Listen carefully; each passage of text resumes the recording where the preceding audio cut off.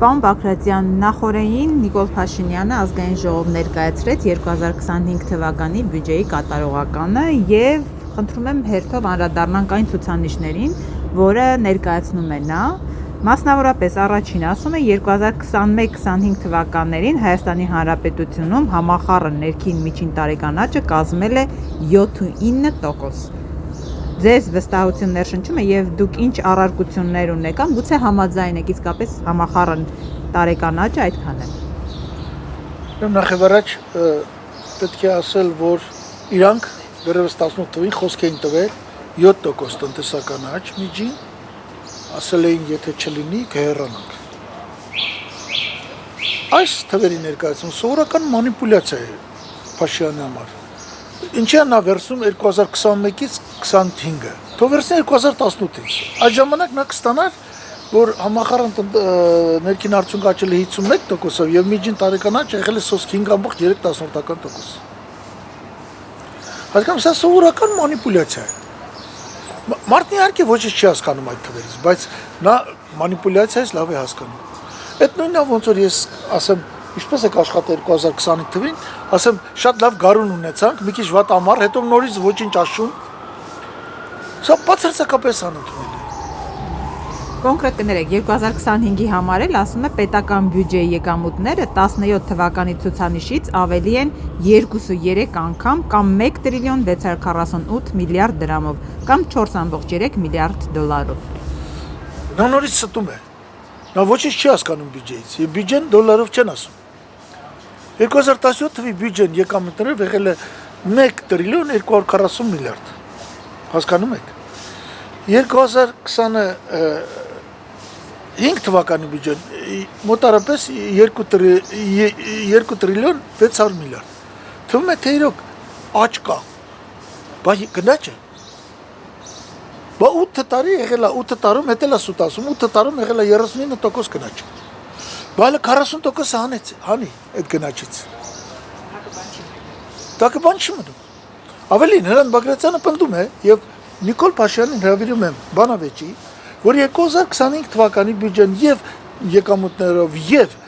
ծախսերով ավելի փոքր է, քան 2017-ին։ Ծախսերով ընդհանրապես ավելի փոքր է։ Ինչպես եք դա բացատրում, այսինքն փոքր է ցուցանիշներով ասենք, որ հասկանալի լինի, պարոն Բագրատյան։ Օրինակ 2017-ին բյուջեի վրա ծախս բանի արտաքին պարքի սպասարկման նստած էր 120 միլիարդ։ 2025-ին 400 միլիարդ։ Այսինքն 280 միլիարդ ստեղ կորավ։ Մարման մասին չեմ խոսում, ոչ ոք չգիտի այդ բյուջեի մարումը ոնց են կազմակերպում։ Քանի անգամ լավ կլիներ հարցը դուք տակեց, ես չասեմ։ Ասեք օրինակ, հարցրեք, ֆինանսների նախարար արձագանքեց ձեր հրավերին հերոսաբանավեճի։ Դուք պիտի ասեք, 4-րդ տարին ասում եմ։ Ասում եմ, Նիկոլ, դու չես գալիս, թող ֆինանսների նախարարը գա։ Լավ, հասկացանք, բայց ինչու են հրաժարում ձեր հետ բանավեճից։ Որովհետև այս թվերին պատասխան չունեն։ Սա սուտ է։ Հիմա նայեք, թվում է թե 3 տրիլիոնը ծախսերով,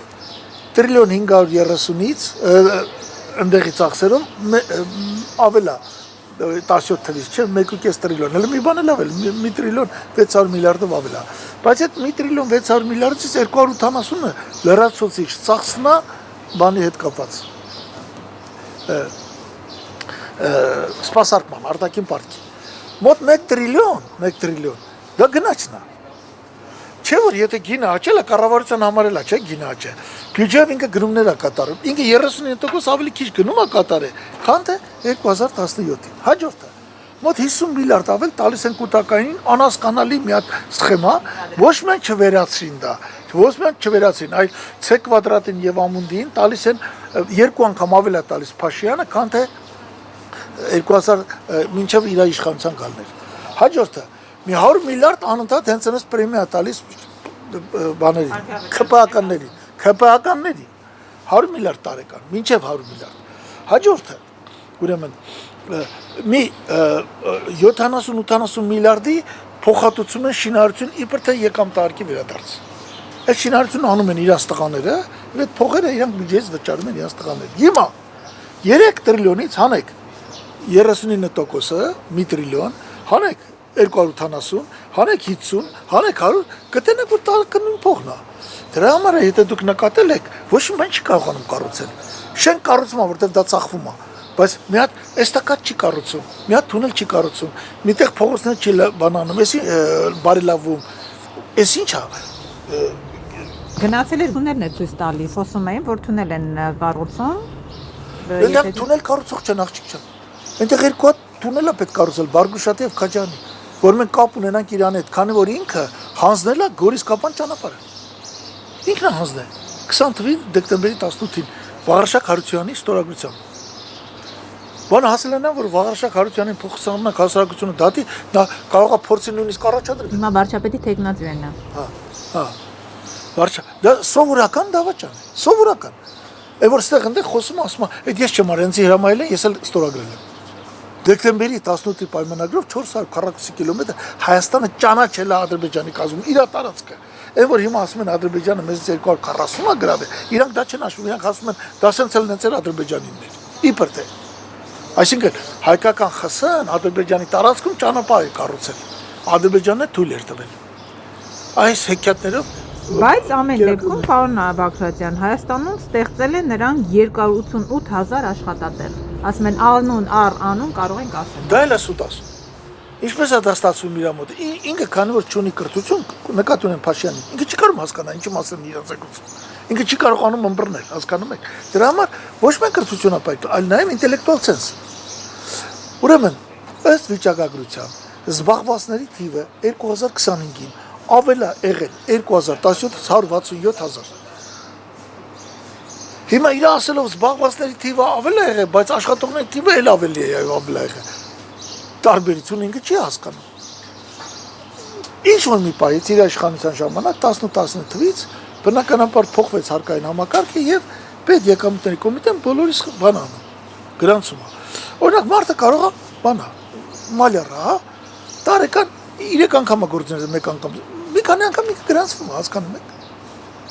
Գոյություն ունի պաշտոնական վիճակագրական միջազգայինորեն հաստատած թիվ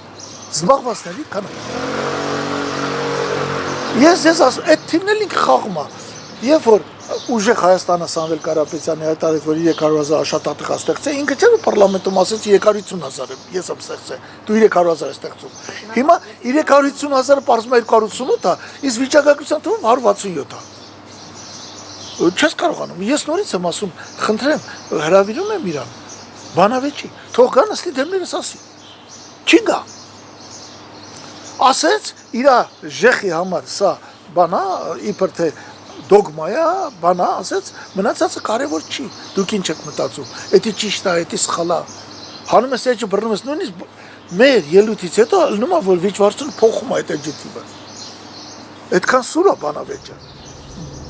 Պարոն Բագրատյան, բայց մարդիկ թոշակ են բարձրացրել 10,000 դրամով եւ 3 խորհրդարանում Փաշինյանն ասում էր թոշակառուն Գյումրի Լառնակա կարող է գնալ 5 անգամ մեր բարձրացած թոշակով։ Տուդա է обратно։ Я, молодец, ապրես։ Օրինակ ես ուրիշ բան եմ հաշվել։ Թոշակառուն կարող է այսօր առնել 170 հատ քարտի կալոտ, այն որ բլոտ են խաղում։ 170 հատ կարող առաջ կարող առնել 175 հատ։ Թոշակ չի բարձրացել, թոշակները նվազել են։ Եթե մենք խոսում ենք 2025-ի մասին, 2026-ի բարձրացումը մի կողմ ենք թողում։ Մենք ունեցել ենք թոշակ 40,700 դրամ, որը դառել է միջին թոշակը, որը դառել է 49,990 դրամ, 50,000 դրամ։ Դա 20% բարձրացում է այն պարագայում, երբ որ մենք ունեցել ենք այդ ընթացքում 34% գնաճ։ Այո, մինչև 26 թվականի հունվարի 1-ը հիմա էլ չնչին հետ փողեր ետ էին վերադարձում։ Այդ փողերը ետ վերադարձնելով մենք ստանում ենք, որ թոշակառու ընդհանրությամբ իրանք 502,000 շահառուներ են, դրանք ապրում են ավելի վատ, քան թե 2017-ին։ Հիմա ինքը բարձրացեց 10,000 դրամով։ Միջին թոշակը նկատի ունենալ բոլորին չի բարձրացել։ Բոլորին 10,000 չի, բայց ասում են 10,000։ Ասում են, բոլորին չի, իրականում դա աշխատանքային կենսաթոշակների նկատմամբ կազմում է 20%, բայց քանի որ նրանք մի մաս են, ընդհանուր առմամբ մենք ունենք 16-16.5% թոշակի բարձրացում։ Բայց արդեն 26 թվին։ Անմիջապես այդ բարձրացմանը հաջորդեց 4.9% գնաճ, 8% գնաճ, իսկ բարենամտերքինը մենք առաջին 3 ամսին ունենք 8% գնաճ։ Հասկանում եք, փոխհատուցվեց համարյա։ Մինչև տարեվերջ կփոխհատուցվի, որտեղ երբ որ դուք բարձրացնում եք, մի անգամից չի լում գնաճը մի հատ ցածկեց ու հիմա սրընթաց առաջ է գնում։ Ու թոշակառուները պետք է հասկանան, որ առաջիկա 5 տարում իրանք էլ ոչինչ չեն բարձրացնելու, որ 5 տարի ընթացքում իրանք էս պլանավորել են գնաճ 25%։ Այսինքն դա բյուջեն չի թողնելու, այսինքն բյուջեի եկամուտները թույլ չի տալու նման Այո, բյուջեում դա չի նախատեսված։ Նույնիսկ 10,000 դրամը նախատեսված չէ։ Չէ որ 20 Դե հա մենք հիշում ենք ասում էր 1000 դրամն է բեռ, բայց պարզվեց 10000 դրամ բարձրացնում ենք։ Ոչինչ, ինքը գնաճից կփոխհատուցի դա։ Չէ որ գնաճի պարագայում ավելի շատ եկամուտ կստանա կփոխհատուցի։ Այդպես է հաշվել ինքը։ Չէ որ 25 թվականի դեկտեմբերին բյուջեն հաստատվել է առաջիկա 3 տարիներին, այնտեղ ոչ մի բարձրացում այլ չկա։ Մինչդեռ ամեն տարի նախատեսված է գնաճ 5%։ 4%, 4-ից 5%։ 3 անգամ 4-ից 5%-ը 15% է։ Այսինքն 2 տարի հետո թոշակառուները էլի իրանց սկսած կարող են համբուրել իրանց մատները։ Ոչինչ չեն ստանում։ Որտեղ գնաճ ավելի է լինելու, բայց թոշակը մնալու է այնքան ինչքան կա այսօր։ Հաջորդ ցուցանիշին անդրադառնանք, պարոն Բագրատյան, Նիկոլ Փաշինյանի հեղափոխությունը, որը խոստանում էր ապօրինի գույքի վերադարձ, հիմա ինքը ասում է. հեղափոխության բերած տեմպի շնորհիվ 4.2 միլիարդ դրացուցիչ դոլար է մտել պետական բյուջե 25 թվականի արդյունքներով։ Ուրեմն պետական բյուջե ոչ մի դոլար չի մտել, պետական բյուջե մտել է դրամ, բյուջեն էլ մենք համատենք 17 թվականի 24-ը, բյուջեն պակասել է։ Կներեք, խոսքս ավարտեմ, ասում եք 25 թվականի արդյունքներով հեղափոխության գինը կոպիտ ասած Հայաստանի Հանրապետությունում 6.6 միլիարդ դոլար է։ Դա ինչ խոսք է։ Դա մենակ ինքը կարող ասի։ Գնացում է ֆանտաստիկ բաներ։ Գնացեք իրան հարցրեք ինչ ես ասում։ Քո բյուջեն ընկեր ջան պակասել է, նախ դրամով ինչ դոլար, բյուջեի հետ կապված դոլար խես խոսում։ Այ դե ինքը բոլոր ցուցանիշները դոլարով է ասում, ինչու՞։ Ինքը տենց հասկանում, որովհետև դոլարով դու կուրսը բռնել ես 400 քանիսից դարձել ես 500-ից դարձել ես 375 դոլարով ես խոսում։ Դոլարով ես դու աշխատած տալի, գնաճն էլ դոլարով է։ Ասում դոլարով դրամով։ Ինչ ես մտամ ես նույնիսկ չեմ կարողանում մեկնաբանել վարչապետի ասածը, դա վարչապետի ասած լուրջ խոսք չի, դա աննայնա պատկերացնել։ Աննայնա պատկերացնել մարդը 8 տարի աշխատելուց հետո ավելի վատ գիտի տնտեսությունը, քան թե 8 տարի առաջ։ Այսինքն երբեք էլ չգիտի։ Կարելի է էլի թվարկել Նիկոլ Փաշինյանի ասածներից եւ մասնավորապես օրինակ սրանն էլ եմ ուզում անդրադառնանք, ասում է 18-ից 2025 թվականները ուշադիր եղեք 1 տրիլիոն 410 միլիարդ դրամի աջակցության ծրագրեր ենք իրականացրել, որը ուղղակի տարբեր ծրագրերով վերադարձրել ենք Հայաստանի Հանրապետության քաղաքացիներին։ Սա 3.7 միլիարդ դոլարի մասին է խոսքը։ 3.7 միլիարդ դոլարը 2018-ից ի վեր պարզապես տվել ենք մեր քաղաքացիներին։ Այսքան լավ իշխանություն որտեղից կարող ենք ունենալ։ Ունենք, նայից, ասում եմ 1 տրիլիոն 400 միլիարդ նպաստներ ենք տվել։ Դու երբեք լսել եք, որ նախկին իշխանությունները հելնի, օրինակ Սերժ Սարգսյանը 10 տարում աջակցության ծրագրով ինչքան է տվել։ Դրանից գուցե ավել է տվել։ Իհարկե մասշտաբները տնտեսության փոխվում են, կուրսը փոխվում է, կամ ինչքան է տվել Ռոբերտ Քոչարյանը, որոնց ինքը անդադ քննադատում է։ Հիմա այդ նույն աջակցության ծրագրերով 10 տարում բանի օրոք Սերժ Սարգսյանի օրոք տրվել է տրիլիոն 250, որը ավելի մեծ է, քան թե Նիկոլ Փաշինյանի ժամանակաշրջանի տրիլիոն 400։ Բայց տեսել եք իրանք երևի գիտեն, չգիտեն, այդ թվերը ես նայեցի, ստուգեցի։ Այսինքն մարդը հելնում է պարլամենտում, գովում է, ասում է ես աջակցության ծրագրերը ավելացրել եմ, եւ որ դրանք ավելի պակաս են եղել, քան թե նախկինում։ Դա արդեն գիտեք ինչ կա, դա լկտիություն է։ Ցինիզմ է դա։ Լավ օգտվելով նրանից, որ պատգամավորներ չկան ընդդիմությունից, նրանք արդեն անիմաստ են համարում այդ ազգային ժողովը գնալ, լավ հասկանալով որ հենա հատկապես գյուղացի ինչ են հասկանում որ կասեմ ու կմարսեմ։ Բագրատյանը շատ պիտի հելնի այս ամեն ինչի դեմ խոսա, ինչքան մարդ է լսելու Ռուզան Խաչատրյանին ու Բագրատյանին 50,000, 60,000, 70,000, ընձի 500,000 է լսում, միլիոն է լսում հմեկով։ Նորից եմ դիմում ձեր միջոցով հմեկին, հարգելի պարոն Պետրոս, ձեր վարչապետին, ձեր ֆինանսների նախարարին հրավիրեք, այս թվերը իրար հետ քննարկենք։ Մի անգամ ձեզ հրավիրեց Պետրոս Ղազարյանը, գոհ չեք։ Հա, չէ, դες գոհ։ Պետրոսին երևի նալերը կոշկնից անել են, մի անգամ հրավիրածը 140-150 հազար դիտում հավաքեց։ Պարոն Բաքրատյան, Նիկոլ Փաշինյանի հպարտության հաջորդ թեման դա 300 դպրոցներն ու 500 մանկապարտեզների ծրագիրն է։ Ասում է, որ 25 թվականի տարեվերջի դրությամբ աշխատանքներն ավարտվել են ավելի քան 122 դպրոցում եւ շուրջ 280 մանկապարտեզներում ու նախակրթարաններում։ Մարդը եւ մանկապարտեզ է կառուցում եւ դպրոց է կառուցում։ Իսկ դուք խոսում եք Այս բոլորով հանդերձ։ Նիկոլ Փաշինյանի օրոք դպրոցները աշակերտները 25% պակաս են, քան թե Հրանտ Բագրատյան վարչապետի օրոք։ Այս բոլորով հանդերձ Նիկոլ Փաշինյանի օրոք մանկապարտեզների երեխաների թիվը 30% պակաս է, քան թե մեր ժամանակ։ Այս բոլորով հանդերձ, երբ որ ինքը 300 դպրոցա վերանորոգել, մենք ամռանը վերանորոգում ենք 500-600 դպրոցից ոչ պակաս։ Չեմ ասում ոչինչ չի արի, բայ վարչապետը չանե։ Նախ բոլոր դպրոցները ամեն ամառ եւ խորհրդային միության տարիներին եւ մեր ժամանակ վերանորոգվում էին, ներկվում էին եւ այլն։ Որոշ դպրոցներ, այդ թվում նորեր կառուցած, իրանք հիմնանորոգել են։ Դուք երբևէ լսել եք, որ Հրանտ Բագրատյանը Գյումրիում ֆրանսիական դպրոց է կառուցել։ Ես եմ ասել։ Իրա տված փողով, որտեղ չեմ ասել։ Բայց պետք է վարչապետ էի։ Հասկանում եք, դա նվեր է եղել։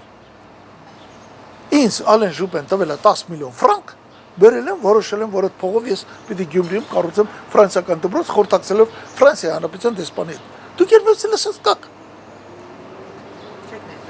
Կամ երբ որ ես աշխատում եի կոնյակի գործանում, մի քանի անգամ գնել եմ այդ դպրոցի համար կահույք ամբողջությամբ։ Լսած կաք։ Չեղավ, չէ։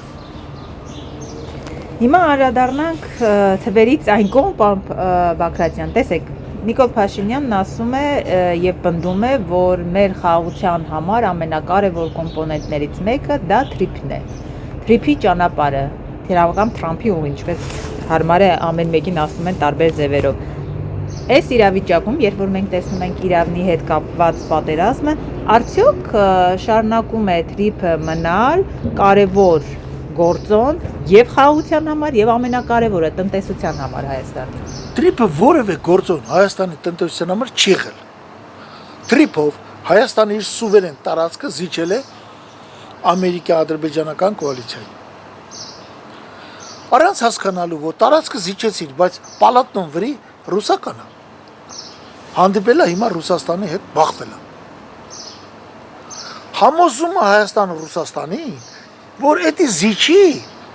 մեկ այլ թուրքական պետության, Հայաստանը պաղատում է։ Ռուսաստանի որ զիջի Հայաստանը պաղատում է, որ մեկ այլ թուրքական պետություն գայրապետ իր տարածքը բանը տիրապետի, տնօրինություն անի։ Դուք ես սպասում եք։ Սենց բան հնարավոր է սպասել։ 1915 ովքեր են այդ թուրքերը չէ, մենակ Թուրքիայի թուրքերը չէ։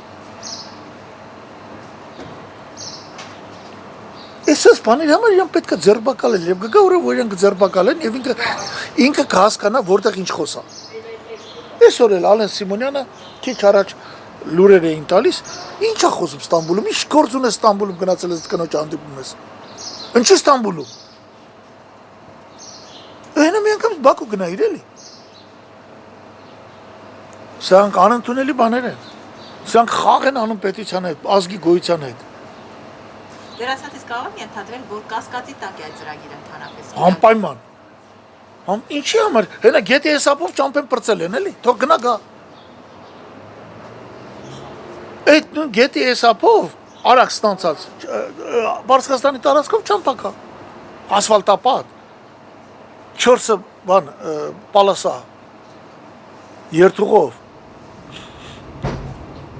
Դա չի նշանակում, որ մենք տնտեսական ծրագրերից ըստ իշխանության մեզ դուրս ենք մղում, որ համաձայն չենք թրիփի հետ։ Ինչ է թրիփը, ասեք, ինչի համար է թրիփը։ Ինչ։ Ասում են դե տնտեսական կարևոր ուղի է լինելու եւ Հայաստանին ձեռնտու է։ Ինչ ձևի ուղի, ասեք։ Մի հատ ասեք, մի հատ ձեզ հարց տվեք էլի։ Այսինքն ինչի է ուղի ելնելու։ Ինչի գործող կոմունիկացիաները ուղի չէին։ Ինչի չի կարելի Ղազախից գալ, մտնել Հայաստան, ավելի կարճ է ու գնալ Թուրքիա, Գյումրիով։ Ինչի չի կարելի, որ տրանզիտ ճանապարհ եք ուզում, խնդրեմ։ Ավելի էֆեկտիվ, ավելի կարճ։ Դե Ղազախներին հələ ուրիշ պլաններ ունեն Ղազախների հետ, ուզում են երկաթգծի կոնցեսիոն կառավարումը նրանց անցնել։ Ինչի թուրքերին պիտի անցնենք երկրագծի կոնցեսիոն։ Ղազախները թուրքեր են, չէ՞։ Ասում են այնպեսի մի երկիր, որը ոչ մեծ ոչ Ռուսաստանի հետ վատ հարաբերություններ չունի։ Այդպեսի մեկին պիտի տանք։ Ու դա թուրքական պետություն է։ Որը եւ մեր հետ եւ Ռուսաստանի հետ ունի ըստ էության վատ հարաբերություններ։ Վատ, շատ վատ։ Չեք հասկանում Թուրանն է ձևավորում, նրանք բոլորը մեկը մյուսի հետևից, բացի Տաջիկստանից եւ Կիրգիզիայից, դուրս մի քիչ չեզոքապայում են թուրքմենը, դուրս են գալի Ռուսաստանի դեմ։ Մինչև հիմա մամուլում չի խոսում։ Ղազախստանում այս տարիներին 30 տարիներին իրականացվել է իսկական գենոցիդ ռուս բնակչության։ Վտարի հանելարել են։ Բազմաթիվ խախտումները մարդու իրավունքի, կյանքի եւ այլ։ Դուք տեղիք եք դրանից։ Ոչ ոք տեղիք չի։ Այսինքն տարբերակ չկա։ Դուք կարծում եք, որ Ռուսաստանը Ղազախստանին դիտարկում է բարեկամ, Ադրբեջանն էլ էր դիտարկում բարեկամ։ Ես չեմ ուզում խրվել ռուս-ղազախական բաներն, բայց Ղազախստանը թուրքական պետությունը ամբողջությամբ ինտեգրված թուրքական ծրագրերի մեջ։ Ինչ գործ ունի նա մեր տարածքում ղեկավարի։ Ինչի՞ պիտի ուրիշը ղեկավարի։ Կոնցեսիան ուզում ես ռուսներից դու ուզի, Հայաստանի օգտին։ Էդելա չէ թուրքական ծրագիր, Էրդողանն ասել է բրդի, Ղազախստանին բրդի կլինի։ Բայց ձեր բացատրությունը ո՞րն է, ինչու է ուզում հիմա էլ երկաթգիծը վերցնել կոնստիտուցիոն կառավարումը ռուսներից։ Ինչն է, ո՞րն է պատճառը։ Բաց կառավարումն է, ո՞րն է պատճառը։ Ոչ, այդպես բան չկա, ռուսները ցույց տվեցին, որ 2.5 միլիարդ ներդրում են արել, որը ոչ մի բան չեն խախտել։ Դրա պատճառն ուրիշ է։ Դա Ամերիկայի պահանջն է, որ այդ բոլորը վերցեք ռուսներից ու հատկապես թուրքերին տվեք, որովհետև Նիկոլ հիշի Ադրբեջանը համաձայնա Տրիպովուկը վրա համաձայնա չգրոհել, եթե այդ կառավարման այդ անտերի ստատուսը լինի պրոթուրքական։ Այսքան բան։ Ադրբեջանն ասում է, ես ռուսական տարածքով բան տանող չեմ, բեր տանող չեմ։ Հայաստան տարածքը Թուրքին, այսինքն զիտուր։ Եթե տալիս ես Ղազախստան մամելու այն ինչ ես ուզում եմ։ Պարոն Բագրատյան, Ռուսաստանի հետ հարաբերություններում մենք տեսնում ենք ակնհայտ, այսպես ջրբաժան կարող ենք ասել կամ չգիտեմ, վերջնագրերի լեզու, երբ որ հանդիպում տեղ ունեցավ Մոսկվայում եւ Պուտինը ասաց, որ տեսեք, երբ որ դուք ընտրեք ԵՄ, ինչ խնդիրների առաջ կկանգնեք։ Հիմա Նիկոլ Փաշինյանը նույն այդ հարթակում այստեղ էլ ասում է, մենք դեռ կարող ենք համատեղել այդ երկու միությունների անդամակցությունը։ Եթե մարդը կարող է համատեղել, ինչու են ռուսները մեզ պարտադրում կամ-կամի քաղաքականություն։ Մենք ենք ռուսներին պարտադրում։ Մենք ռուսներից 3 անգամ էժան գազը ստանում ենք, ու ռուսներն ասում են, հենց գնացինք Եվրոմիություն, թքելու ենք ձեր ճակատին։ Դուք հարցը սխալ եք տալիս։ Չէ, դե իրենք ասում են մենք համատեղում ենք, բայց մեզ պարտադրում։ Ինչ մի րոպե ստոպ տուր, ո՞նց համատեղում ես։ Որը ես գազը տալիս եմ $165, գինը 600, հանունները որ դու ԵԱՏՄ անդամ ես։ Ինչ համատեղում։ Իսկ դու հիմա եկել ես իմ երեսին ասում ես հələ որ համատեղում է, հենց որ հասունացա Ռուսաստան կորոշեք։ Բա նորմալ չէ որ Ռուսաստանն ասում է որոշի ու ես գնում։ Ես չեմ ֆինանսավորել, դու կարող ես 30 տարի համատեղ ես Եվրոպայի հետ։ Գնում ես, հապկի անդամ ես, քանի կար ասում են սառեցրել են, բարձրացնում ոչ մի բան սառեցրել չեն։ Չէ, բայց կարեք դուք հասկանաք, մենք հասկանանք որպես ժողովուրդ, որ սա կլոնություն է որ նա անում է։ Սա ոնց որ գա ասի Ռուսաստան թքել եմ քո վրա, թքում եմ երեսիդ ու գնում եմ։ Եվ դրա համար թանկ վճարելը ոչ թե Նիկոլ Փաշինյանը, ինքսիկյան հասկանալի է, նա շուտով կհեռանա եւ կփախնի, չի փախնի, բայց սա անընդունելի է։ Եվ հասկանա։ Այսինքն ոնց որ գնաս մի հատ կնոջն ասես, ես մի 2-3 տարուց հազիվ ամուսնանամ մեկի հետ, արի մինչև այդ 2-3 տարին ես քո հետ ամուսնանամ, իրար հետ անկողին մտնենք, հետո ես կետամ, սես բան լինում, անտարապես ոնց է լինում։ Պարոն Բագրատյան, հիմա հասկանանք, լավ, ենթադրենք գնում է Եվրամիություն Հայաստանի իշխանության քաղաքականությունը դա է։ Ինչ է կորցնում Հայաստանը, երբ որ ԵԱՏՄ արդեն անդամ չի լինելու, ՀԱՊԿ անդամ չի լինելու, մեր գազը հետ կապված արդեն ռուսները որոշակի դիրքորոշում ունեն։ Մեր արտահանումը ինչ է լինելու Հայաստանի տնտեսության եւ Հայաստանի հետ ընդհանուր։ Ну մենք հենց հիմա նոր ավարտում ենք մի աշխատանք, ասենք հետևանքները։ Մենք գազի գնով մենք պիտի վճարենք, օրինակ ոնց է Վրաստանը վճարում Ադրբեջանի գաղտնի պամփտիվը, բայց հայտնի է, որ իրականում գազը գնել է 24.369 դոլարով, իսկ 25-ին 440։ Փաստացի ավելի քիչ է վճարել, որովհետև Վրաստանի տարածքով շուրջ 400 կիլոմետր տրանզիտ կա։ Այդ տրանզիտի արժեքը վրացական պետությունը հանում է գնից։ Եվ ստանում է, ասենք, միգին, որը մոտ է 250-270 առանց տրանզիտի։ Առանց տրանզիտի։ Ну Հայաստանը, ասենք, եթե հրաշքով պատկերացնենք Ադրբեջանի մեծ գազ տա, չնայած գազ չի տա մեզ, որովհետև չունի։ Որովհետև այդ գազը 17-ից 20 միլիարդ խորանարդ մետր։ Մի րոպե թող վերջացնեմ էլի, այս սիրելիս թող։ Իրանը չի կարող փոխանել, թազա խողովակաշար պետք է կառուցել։ Իսկ Ադրբեջանի գազը չի կարող գալ, որովհետև խոստացված է Եվրոպային, Եվրոմիությանը։ Եվրոմիությունը բանի մեջ է։ Եվրոմիությունն իդեպ առնում է մոտ $500 Ադրբեջանից։ ChatGPT-ին տեսեք, հարցրեք, ցես թվերը կասի։ 1 միլիարդ, օրինակ մենք պիտի վճարենք 600, վճարում ենք 170, հա, 430 մեջ փող ենք աշխատում, 2.5 միլիարդ գազ ենք բերում, միլիարդ 100 միլիոն Ռուսաստանը սուբսիդիա է տալիս մեզ, նվեր։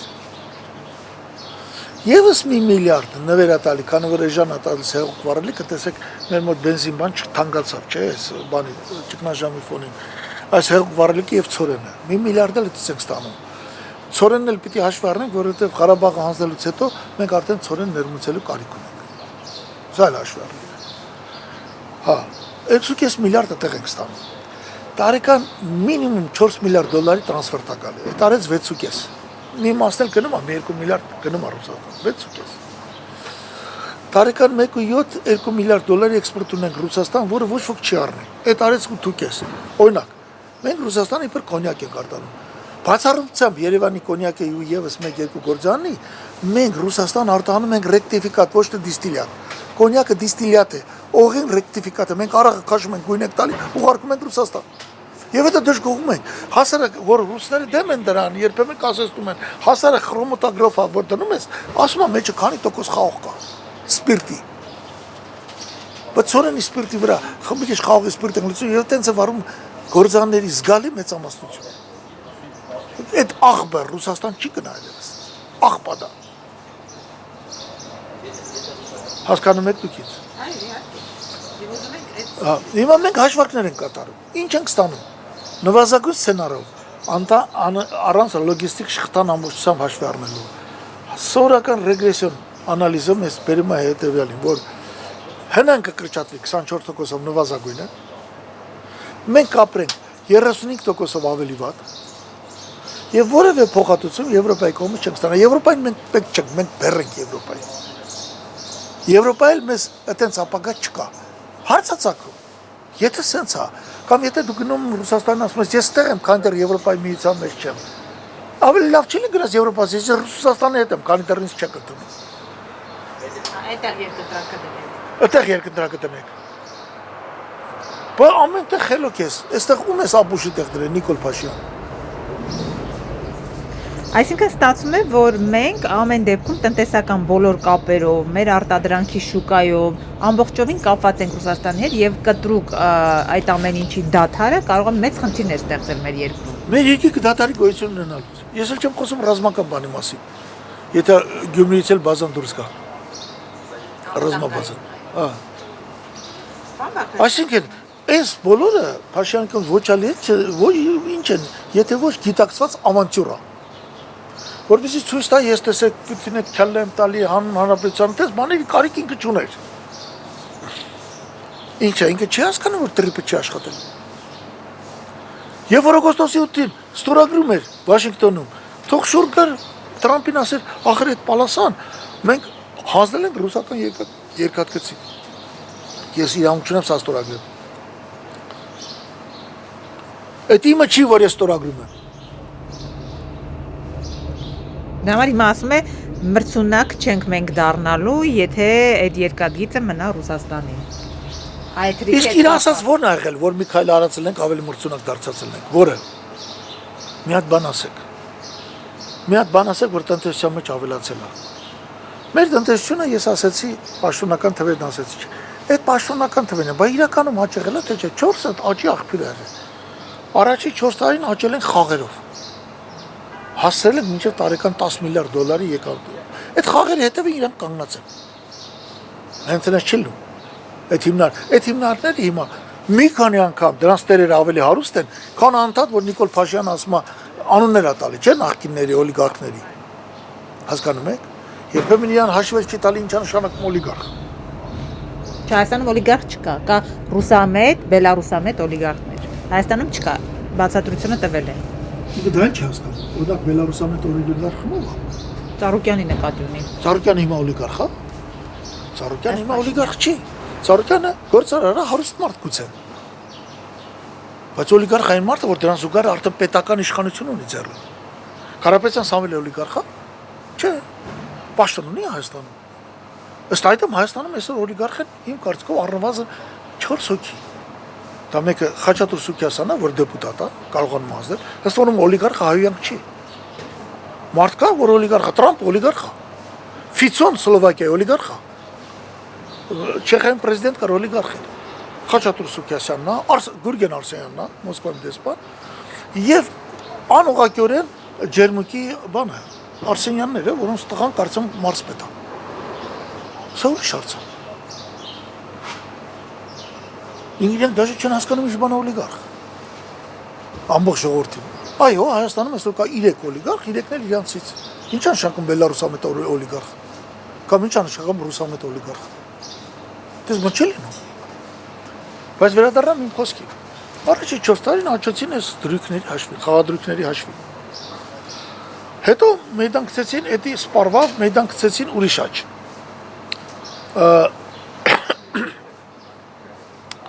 Ֆինանսական ոլորտին, հատկապես 22 թվականի պատերազմը սկսվեց, ֆինանսական ոլորտին բանկերից մեկը արել է այնքան շահույթ, մեկը, չեմ ասում բոլորը միասին, մի 2 անգամ է, ինչքան ամբողջ ժողովրդական տնտեսությունում շահույթ է գոյացել։ Էլ իրանք են արել։ Հետո այս շինարարությունն է, դրանք բան չի լինում, ինչ անեն, որ արհեստական խրախուսվի, շենքեր են սարքում, որոնց 70-60-70%-ը ուրեմն դատարկա, չեմ ասում չի վաճառել, որովհետև ամեն մարդը երկրորդ, երրորդ անգամ գրվում է եւ բնակարան ստանում։ Էլ մարդ չկա, դատարկեցին, բերեցին ծայրամասերից, հանրապետության շրջաններից մարդկան բերին լսին Երևան տուն տան։ Էսա իր տնտեսական աճը։ Սրան ես չեմ անվտում, սա եթե աճը չի կրկնվելու, հիմք չունի, ասենք զվարճացրելի խաղերը խաղացինք, 10 միլիարդի դրույքներ կատարեցինք, բայց մյուս տարի արդեն այդ բիզնեսը իջնում է։ Մենք չենք դառնում նախանցյալ տարվա աճը ջնջում։ Իրականում ջնջեցինք փաստացի գործունեությամբ։ Դրա համար դոփում է տնտեսությունը ոչ մի աճել չունի էական։ Ռեալ աճ գոյություն չունի։ Ոչ մի բարելավում մենք դոփում ենք դեռ։ Նիկոլ Փաշինյանով եղավ, որ իր ինտելեկտով կրթությամբ թեկուզ 1% տնտեսական աճ ստանա, դա բացառվում է։ Ռեալ տնտեսական աճ, կայուն տնտեսական աճ։ Դա բացառվում է։ Դրա համար շատ լուրջ խելք է պետք, մասնագիտական կարողություններ։ Հիմներ չունի։ Հա? Հիմներ չունի Չէ, տնտեսական։ ով է, որ մեկ ասա, Դե օրինակ փոխվարչապետներ Մեհեր Գրիգորյան, Տիգրան Դրանք Խաչատրյան։ որ մեկն են գալիս բանի։ Երբ եք լսել Մեհեր Գրիգորյանը մի բան խոսա։ Մեհեր Գրիգորյանը խի պիտի բան իմանա, ինքը նախ մասնագիտությամբ իրավաբան է։ Խի պիտի իմանա։ Կամ Տիգրան Խաչատրյանն չի պիտի իմանա։ 1000 տարի իշխանություն, տարբեր կառավարման Բախի չեք գալի, քանի անգամ դիմել ենք, եկեք խոսենք։ Բայց իրանք չեն նստում խոսեն։ Իրանք ասենք Վահագն Ալեքսյանի կամ ասենք, չգիտեմ, Գյորգի Պապոյանի նման բանը, որը տնտեսագիտորեն փնտի արտահայտություններ անում, իրանք ասում են կողքից քրվում են։ Կողքից ինչ-որ բաներ են ասում։ Թող իրանք նստեն խոսան։ Դու տեսել եք մի անգամ Մեհեր Գրիգորյանը վեճի մեջ մտնի։ Այդ դուք որ ասում եք, որ դուք ասում եք չունեն, որտեղից պիտի իմանաք ունեն։ Պետք է խոսեն, որ ասենք, չէ՞։ Իրանք գիտեն ում են խոսելու իրավունքը տալիս։ Իդեպ քանի որ Պապոյանն ասեցիք ամփոփելով, պարոն Բագրատյան, Պապոյանն ասում է 88% ներդրումներ է եղել Հայաստան։ Ինչի նկատմամբ 88%։ Գուցե 188 պիտի լիներ։ Ինչ ներդրում։ Նախորդ տարվա համեմատ։ Պապոյանը ոնց ինչ գիտի ներդրումներն ինչ են։ Մենք օրենք չունենք ներդրումների մասին։ Ինչ գիտի ներդրումները։ Եթե խոսքը ուղղակի օտարերկրյա ներդրումների մասին է, ապա դրանց մակարդակը մոտ 1 միլիարդ դոլարից 8 տարում իրանց մոտ իջել է միջինը 350 միլիոն դոլարի։ Հիմա ես ինչ ասեմ Պապոյանին։ Հիմա դու ասես ինձ ասես Պապոյանին ասեք, Պապոյանը տեղ գալիս է որ ասենք, նրանք կգան Բագրատյանի հետ կնստեն կբանավիճեն։ Քանի անգամ եմ հրավիրել, ահա Պապոյանն է հրավիրում։ Չեմ երկնչում, ես վարչապետը ասում եմ ոչինչ դրա հետ էլ կնստենք։ Մենակ թողան բանավիճեն։ Թող գա։ Մեր Գրիգորյանը թող գա, թող գա։ Տիգրան Խաչատրյանը թող գա։ Ոչ մեկ։ Վայ Հովանեսյանը թող գա։ Բա ոնց ալնում, ճշմարտությունը ոնց իմանամ։ Պապոյանը ասել է 2025-ին 24-ի համեմատ Հայաստանում ընդհանուր ներդրումներն աճել են 88%-ով, ուղղակի ներդրումները 4.6 անգամ 131.6 միլիոն դոլարից դառնալով 605.1 միլիոն դոլար։ Իսկ ինչքան էր ասենք 2007 թվին ներդրումներ ուղղակի։ Միլիարդ 300։ Եթե հավատանք իր մոտ դարել է 607։ Հիմա աղջիկ ջան, այդ դոլարն էլ ամեն տարի 20%-ով արժեզրկվում է։ Իրանք էլ 30% բանը արժևորել են դրամը։ Բայց դե Պապոյանը սա ասում են, ինչ է, Պապոյանը մտածում է, հա մի հատ Բագրատյան կա կպատասխանի, բայց դե իրան ով է լսում։ Էսա